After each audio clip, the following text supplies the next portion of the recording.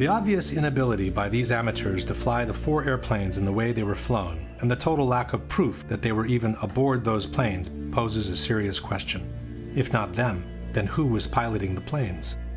One thing everyone can agree on is that no professional pilot in the world would ever crash his own plane into a highly populated target like the Pentagon or the Twin Towers in New York. Even at gunpoint, once he knew his plane was doomed, at the last minute he would steer it away from a populated target or plunge it directly into the sea. I don't believe any airline pilot would intentionally fly into the World Trade Center, even with a gun at his head. It is inconceivable to me that any airline pilot would allow anyone to force him to fly into an inhabited building. I cannot imagine how any pilot could be conscious or capable of doing anything to control that airplane at the time that it was directed at one of these buildings. But then, who was in the cockpits? What may seem as a far-fetched possibility was actually suggested by TV reporters less than 10 minutes after the impact on the second tower. That is a very large aircraft. Would be enormously significant if someone was able in some way to get their hands on a 727 or a similar sized commercial aircraft and then crash it in. Ollie? Jim, what you're saying could be a drone aircraft. That's an aircraft that's guided electronically to its target without having a pilot. Now that is a possibility as well. One fact that seems to support this possibility are the exceptional speeds these airplanes were able to achieve at low altitudes, near sea level. As we know, a person can easily run at top speed through normal air, but he cannot do the same in a much thicker medium like water. If he were to be pushed at the same speeds in the thicker fluid, he would probably lose his arms and legs due to the excessive resistance he encounters. The same thing can happen to airplanes if they are pushed beyond their design structural limits. At 30,000 feet, the air is very thin, and the airplane can easily travel beyond 500 miles an hour without encountering much resistance. As soon as it starts descending, however, the atmosphere gets thicker and thicker, and the plane needs to reduce the speed accordingly in order to preserve its structural integrity. Below 10,000 feet in altitude, speeds around 250 miles per hour are recommended. In fact, each airplane has a specific maximum operating velocity, called VMO, which should never be exceeded at low altitudes. Never means never for a reason. Should the VMO be exceeded, a phenomenon called flutter can occur, which can quickly cause irreversible damage. The flutter phenomenon can affect any kind of airplane, from large military bombers to small single-engine airplanes. Once the VMO is exceeded, not only are the wings and the ailerons at risk, but also the fuselage begins suffering from the air pressure caused by the speed. This is what happened to an Air China 747, which exceeded the maximum operating speed, or VMO, in the desperate effort to recover from an engine failure. For the first time, Captain Ho takes manual control of the plane. Airspeed 270, 280. The plane is about to exceed its maximum speed. Approaching VMO. The stress of the dive tears the landing gear doors off the plane. We pass VMO. Emergency. Emergency. Luckily, the pilots were able to regain control of the plane and perform an emergency landing. The damage caused by the excess velocity was visible all over the plane. The maximum operating speed for a 767, 2 of the 4 hijacked airplanes, is 414 miles per hour. For the other 2 airplanes, the 757s, the VMO is even less, 402 miles per hour. Yet on 9/11, all 4 airplanes were flown at speeds close to or beyond 500 miles per hour near sea level without suffering any visible structural damage, while remaining perfectly under control all the way into their targets.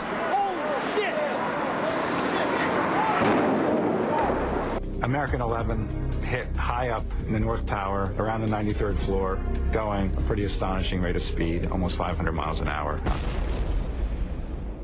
Here comes a very large target, descending rapidly, very fast. Diving very steeply and very fast. He's really moving. He was moving fast. United Flight 175, streaking through the skies over New York at more than 600 miles an hour, barely missed colliding with another commercial flight. The back of my neck stands up when we talk about the hijacking.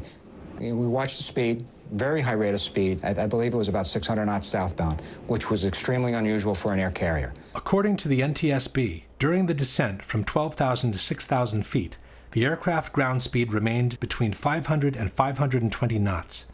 It then impacted World Trade Center Tower 2 at approximately 510 knots ground speed. 510 knots is 586 miles per hour. That's almost 200 miles per hour beyond the maximum operating velocity of a 767. American 77 also impressed the air traffic controllers for the speed in approaching Washington. It was an unidentified plane to the southwest of Dulles, moving at a very high rate of speed. I slid over to the controller on my left. And I asked him, "Do you see an unidentified plane there southwest of Dulles?" And his response was, "Yes." "Oh my gosh, yes. Look how fast he is." Full throttle. Full out. The plane made its circular descent at about 350 miles an hour. Then it kept accelerating until it crashed into the Pentagon, says the commission report, traveling at approximately 530 miles per hour.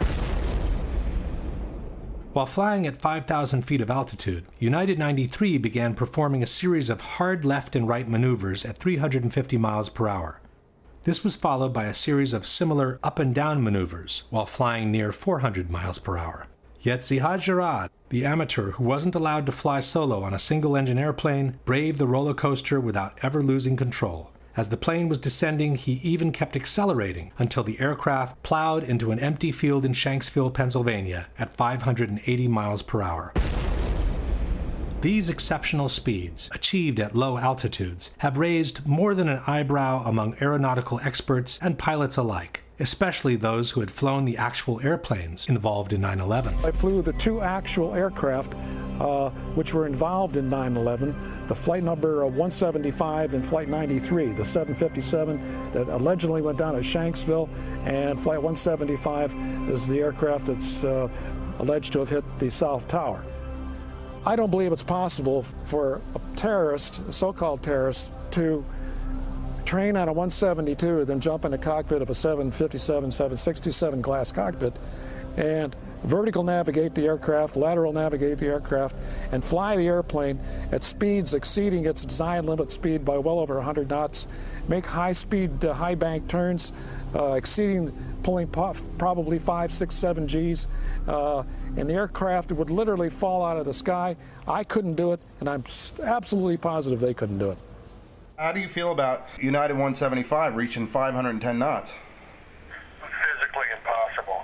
To have a clocked airspeed of 510 knots with a commercial airliner at sea level is physically impossible. Flight 175 that hit the second tower, they said it was going at roughly 560 miles an hour at sea level. No, that's impossible. You need so much power to push yourself through that air. So the engines have the right amount of horsepower for cruising at 30,000 feet at 500 plus miles an hour. To do that at ground level, you need 6 times that amount of power. Those engines can't put out 6 times more power. If you changed out the motors so they were motors that had 6 times the thrust, then theoretically you could, but then the structure is not strong enough. Under all circumstances, I'd say an absolute resounding no. To me, it's impossible. Any pilot that has been in a commercial jet would probably laugh at if you said 510 knots. Is it possible to fly over 500 miles an hour at sea level? No. It would be above the indicated airspeed would be greater than its maximum speed at sea level. Even, like, say if it was even in a shallow type of dive, would it be able to? Any airplane can be dive, of course, then you've got the assistance of gravity, right? But there comes a point where the drag of the air overcomes the aerodynamics of the airplane. For a final word, the same researcher has called Boeing Corporation. It has to do with the maximum speed of a 767-200 at 700 feet altitude. For 200? Yeah, 767-200, yeah. Like, I had asked some people, and they assumed it would be about 250 miles an hour or something. That sounds pretty likely because at 35,000 feet, it's 530 miles. So there's no way that it could be going 500 miles an hour at 700 feet altitude then? Not a chance. Not that fast. Question. Can you produce any evidence that a Boeing 767 equipped with regular engines can fly for almost 2 minutes beyond 500 miles per hour in the lower strata of the atmosphere without suffering any visible structural damage? Can you explain how amateur pilots who had never flown a jet before in their life could maintain full control of an airliner that has exceeded the VMO by almost 200 miles per hour? And why would some terrorists who have been lucky enough to get within reach of their target want to risk the entire operation by imposing such a stress on the airplane that it would almost certainly cause them to crash before they complete their mission? One question becomes inevitable at this point. If those were military drones and not regular airliners, what happened to the passengers? With certainty, no one can answer this question. One thing we do know, however, the CIA has been developing plans for covert operations that involve the in-flight swapping of commercial airliners with military drones since the 1960s. One such plan was called Operation Northwoods, and it detailed how to replace a civil airliner with a military drone in mid-air, unbeknownst to the air traffic controllers. After the swap, the airliner would be landed in a military base. The drone would continue to fly, appearing on radar as the original plane, and would be remotely guided all the way into the target. We don't know whether this is the actual end the passengers met, but one thing we can say for sure. Those who called their relatives from their cell phones could not have placed those calls from the airplanes in flight. Minutes after the fourth plane had crashed in Pennsylvania, news was already circulating that several passengers had made calls with their cell phones from the hijacked airplanes. "We are being hijacked. We are being hijacked." Those frightening words were uttered by a passenger aboard United Flight 93 who was able to call emergency personnel on his cell phone before the plane crashed in western Pennsylvania. And tonight we're getting reports of cell phone calls from at least 3 of those 4 flights. On the second flight that came out of Boston, that was the second flight of the day and also went into one of the Twin Towers of the World Trade Center, there was a businessman who got off 2 cell phone calls to his father. The CNN commentator Barbara Olson, wife of U.S. Solicitor General Ted Olson. She reportedly called her husband twice on a mobile phone to tell him her plane was being hijacked. The problem is that in 2001, it was practically impossible to make a call with a cell phone from an airplane at cruising altitudes. The whole idea behind cellular phones is that they use low power transmitters, both to keep the cost of the units down and to preserve battery life. It is up to the receiving towers on the ground to pick up and boost their signal before they route it through the system. It is commonly thought that beyond 10,000 feet in altitude, most cell phones become useless. Passenger planes normally cruise at 30,000 feet and beyond. The editors of Popular Mechanics, however, maintain that cell phones do work from cruising airplanes, even at maximum altitudes. David Dunbar. With regard to the cell phones, we did what any reporter would do. We talked to experts in the field, and in fact, cell phones do work at that altitude, up to 35,000 feet and higher. And in 2001? In 2001, and it might be instructive for you to talk to some of the cell phone experts. Instead of talking to experts, Japanese television decided to take matters into their own hands. In 2003, they conducted an on-camera experiment near Ontario, Canada, to verify the actual reach of cell phones from different altitudes. The cellular phone system used in the experiment in Canada is the one used in the United States. 3 cell phones, each from different telephone companies, were used. The experiment begins at 1,000 feet. Hello? Hello, I'm calling from cell phone A. What is happening trading sounds okay? The results were the same with the other 2. Next, we went up to 4,000 feet. Then, No, not on me. Company B's phone stopped working at 4,000 feet. And when the aircraft rose to 6,000 feet, Company A's phone also became useless. At 8,000 feet, none of the 3 cell phones worked anymore. No service on A, no service on B, no service on C. In other words, at an altitude of 35,000 feet, cell phones would have been totally useless.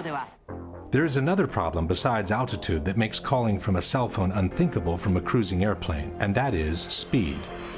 Calling from an aircraft with a cell phone would be like calling from a car traveling at 500 miles per hour. The connection would continuously need to be transferred from one receiving station to the next, and then to the next, and again to the next. The transfer procedure between two receiving stations is called handoff, and it relies on continuous triangulations between the receiving towers in order to establish the exact position of the caller. As the mobile unit approaches the handoff zone, the first tower senses the weakening of the signal and prepares to transfer the call to the second. When the second tower senses the signal is strong enough to take over, the handoff procedure is initiated. If everything goes well, the call is rerouted into the system by the new receiving station. But the speed by which an airplane approaches and crosses over the handoff zone is so high that the towers wouldn't have the time to complete the handoff procedure. The call would be dropped, and the person would need to dial the number from scratch. If one considers the altitude and the speed problems combined, it should be clear that the chances of having an actual conversation with a cell phone from a cruising airplane are practically nil. Even after 2001, both altitude and speed problems remain. In 2005, the Washington Post wrote, "Most cell phones can't reach a station from beyond 10,000 feet. Another technical hurdle is to find a way that cell phone calls would be handed off from one cell tower to another on the ground when an aircraft is traveling at 500 miles an hour." And even 10 years after 9/11, people who try to use their cell phone from cruising altitudes are bound to get the same results. Once it became clear that the passengers could not have placed their calls from the cell phones on the airplanes, the official narrative on this issue became more and more ambiguous and non-committal. Theodore Olson, who had initially told the press he had received 2 cell phone calls from his wife Barbara, changed his story to calls made from an air phone. And by the time the 9/11 Commission published their final report, only one mention on the cell phone calls remained. Shortly thereafter, wrote the Commission, passengers and flight crew began a series of calls from GTA airphones and cellular phones. No indication on which calls were made from cell phones and which ones with airphones was given. The authorities from the Moussaoui trial also avoided being too specific on the origin of the calls. Within the official documentation, they released this flash animation, which contains all the basic information on the 4 hijacked airplanes. By clicking on any of the flights, one can view the passengers list. By clicking on the telephone icon at the bottom, the passengers who have made phone calls are highlighted. And by clicking on any of the passengers' names, the list of the calls they have made is displayed. Each of the calls lists the exact time it was placed, the duration, the initial part of the number dialed, and the name of the person receiving the call. But the number from which the phone call was placed is missing. The only information available is the location on the plane the calls were presumably made from, row 30 in this case. It's as if the authorities were trying to suggest that the calls were made from airphones without having to put it down on paper. Only in 2 cases did the authorities openly state that a cell phone was used. One is the call allegedly placed to 911 by a passenger who had locked himself in a lavatory where airphones are not available. The second is a call placed by flight attendant C.C. Lyles to her husband, who later described his surprise in receiving a call from her cell phone in a television interview. Once the phone got disconnected, then I sat up in the bed like, it was like I just woke up. I'm like, was that a real call? So I looked at the caller ID and noticed that it was a call, and it was from her cell phone. And I'm like, okay, wait a minute. How can she call me from on the plane from a cell phone, because cell phones don't work on a plane? That's what I'm thinking. As only these 2 phone calls were admitted by the authorities, the debunkers have universally adopted the only 2 cell phone calls made position. Le telefonate non sono state fatte con i cellulari, sono state fatte con gli earphone. In soli 2 casi è stato usato un cellulare, quindi quelle 2 telefonate brevissime, frammentarie, sono state fatte quando l'aereo era una quota perfettamente compatibile con la rete cellulare americana. But one thing is the number of cell phone calls admitted to. Another is the number of calls that were actually made. In the days following 9/11, the FBI interviewed the various people who had received a phone call from their relatives on the planes, and their reports tell a different story. One of the reports reads, starting at approximately 6:30 Pacific Standard Time, which is 9:30 New York time, Dina Burnett received a series from 3 to 5 cellular phone calls from her husband, Thomas Burnett. Burnett was able to determine her husband was using his own cellular phone because the caller ID showed his number. Only one of the calls did not show the caller ID as she was on the line with another call. According to the official documentation, Thomas Burnett made a total of 3 calls, one at 9:30, one at 9:37, and one at 9:44. This means that at least 2 of these calls, if not all 3, were made from Burnett's cellular phone. At 9:30, the plane was flying at 32,000 feet and climbing. At 9:37, it had reached 36,000 feet and was still climbing. At 9:44, it had descended to 22,000 feet, while it accelerated until reaching a ground speed of almost 400 miles per hour. None of these calls seems to have been possible with a cell phone from that airplane.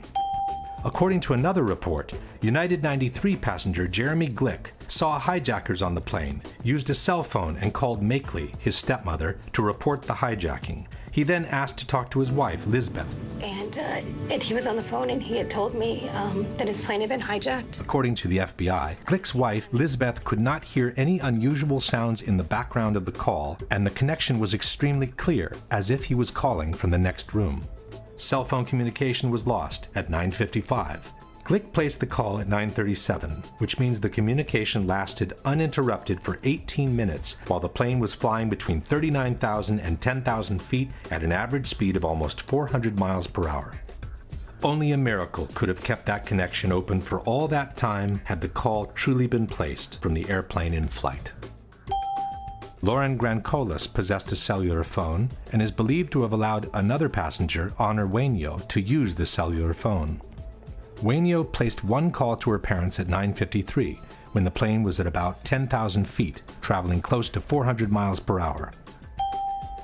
Elsa Strong received a cell phone call from her sister, Lisa Gronlund, a passenger on United 93. Gronlund made the call to her sister at 9:46, when the plane was at 17,000 feet and traveling at almost 400 miles per hour. Marion Britton was also a passenger on United 93. Britton's live-in boyfriend received a cellular phone call from Britton during the hijacking. Britton told Fiumano, her boyfriend, that she had borrowed a cell phone from another passenger. Britton's call to Fiumano took place at 9:49, when United 93 was flying beyond 13,000 feet at a speed of 420 miles per hour. Peter Hansen, a passenger on United 175, contacted his mother on cell phone and said the flight had been hijacked. Peter's father, Lee, said that he resisted the temptation to call his son back because he didn't want to place him in more danger by having his cell phone ring on the plane. Peter Hansen called his parents twice, at 8:52 and at 9 a.m. At 8:52, the plane was at 30,000 feet and it was climbing. At 9 o'clock, it was flying at over 18,000 feet in altitude, while it accelerated towards the record-breaking speed of almost 600 miles per hour near sea level. Brian Sweeney was also a passenger on United 175. After learning of the attacks, wrote the FBI, his wife Julie Sweeney returned home to find that her husband had left a message made from his cell phone aboard the plane on their answering machine. Sweeney made the call at 8:58 in between the 2 Hansen calls, when the plane was still at 25,000 feet in altitude. While any one of these phone calls could have momentarily been connected by a set of fortunate coincidences, it should be obvious that all these cell phone calls as a whole could not have been made from the cruising airplanes. Question: given the known limitations of the cellular phone system in 2001, can you provide any evidence that the cell phone calls made by the passengers reported by the FBI could have been made from the altitudes, at the speeds, and for the durations indicated for each of them? We do know, however, that the calls were made, as no one has ever doubted that the relatives actually received them. This opens the way to a disturbing possibility, which seems to support the in-flight swap hypothesis, that the passengers were forced to call their relatives under duress, pretending to be on the airplane, while in fact they had already been landed in some unknown location. In support of this hypothesis, we have different elements. One is the conversation passenger Todd Beamer had with a GTA airphone operator, Lisa Jefferson, during the hijack of Flight 93. It is through Lisa Jefferson that the whole world learned about the famous call to action, "Let's roll." When he told the guys, "Are you ready?" I assumed that they were waiting on his cue. Then they responded to him and he said, "Okay, let's roll." The 9/11 Commission has established that the hijack took place at 9:28. Todd Beamer was connected to Lisa Jefferson at 9:43, some 15 minutes into the hijacking. The FBI report confirms that Jefferson received the call from Beamer at approximately 8:45 Central Time, which is 9:45 Eastern. But the contents of the conversation are strikingly at odds with the official narrative. According to Jefferson, Beamer called to state that the plane was about to be hijacked. He stated that 3 individuals, 2 wielding knives, the third with a bomb strapped to his waist with a red belt, were preparing to take control of the flight. Jefferson estimated that she spoke to Beamer for 7 minutes before the 2 hijackers armed with knives entered the cockpit. This places the hijacking at around 9:52, while officially it took place at 9:28. This is no small discrepancy. How could Beamer be describing events that are supposed to be happening in front of his eyes when in fact they had already happened half an hour before? How could the terrorists be preparing to take control of the flight at 9:45 when they had already been in the cockpit for more than 15 minutes? The FBI also wrote that Jefferson noted that the call had an unusually low amount of background noise, the same thing Liz Glick had noticed. Furthermore, the records show that Beamer's call lasted roughly 1 hour and that the line was left open after the crash. "We didn't lose a connection," stated Jefferson, "because there's a different sound that you use. I never lost connection, it just went silent." Jefferson stayed on the phone, stated the FBI, until she learned Flight 93 had crashed. Question: since airphones are powered by the same airplane's electrical system, how could the line have remained open for another 45 minutes after the plane had literally disintegrated to the ground in 1,000 pieces? All these discrepancies seem to suggest that Beamer was not on the plane, observing real events unfolding, but was describing an imaginary, pre-scripted situation from a different location. In support of this hypothesis, we also have the dramatic message left by flight attendant Cece Lyles in her husband's answering machine before briefly talking to him on her cell phone. As she herself is suggesting, we should listen very carefully. Tuesday, 9:47 a.m. Hi, baby. Baby, you have to listen to me carefully. I'm on a plane that's been hijacked. I'm on the plane. I'm calling from the plane. I want to tell you I love you. Please tell my children that. We too can notice the absence of the typical background noise heard inside a plane. I don't know what to say. There's 3 guys. They've hijacked the plane. I'm trying to be calm. After saying goodbye, she seems to fumble with the headset while she whispers a few more words into the mouthpiece. I hope to be able to see your face again, baby. I love you. Bye.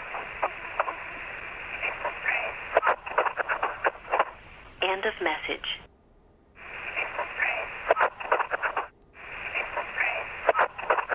Even by playing the segment several times, it remains difficult to hear anything different from the words, "It's a frame."